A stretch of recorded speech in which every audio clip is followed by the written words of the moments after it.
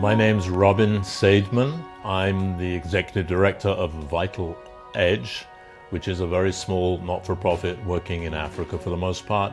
I'm a photographer, a photojournalist, but more recently, the last few years, I work mainly for NGOs, non-government organizations. Before that, I was a film student, and before that, I was a student of anthropology.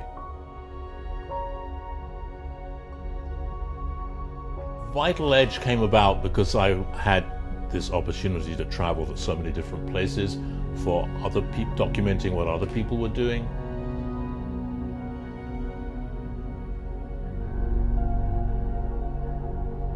And I would see so many opportunities to do something simple that would cost very little.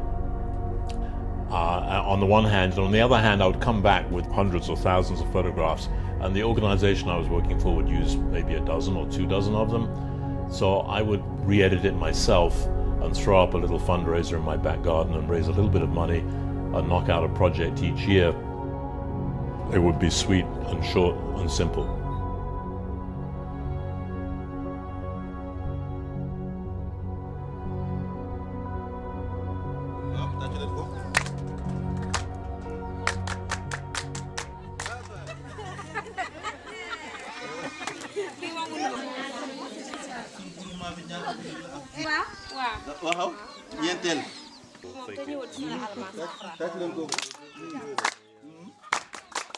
Once we have these groups formed and running, it sort of begs the question of what else can one do with the groups, because now you've implemented something they like to do, you have their trust, and they're talking to you all the time. And I would often go from village to village and always have a little Q&A afterwards to figure out what was going well, what was not going so well, both with the groups and with the rest of their lives. And there would be a common theme to their answers.